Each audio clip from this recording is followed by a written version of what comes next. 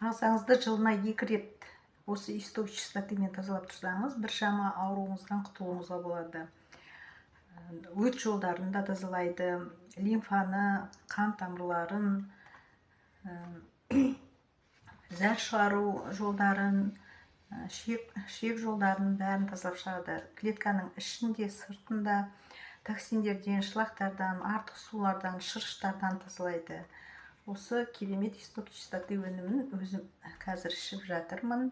Ағзамды тазалап алайын деп, негізі осы көктем айында, сосын күз айында 2 мезгіл тазалап тұрсаңыз, өзіңізге өте жақсы.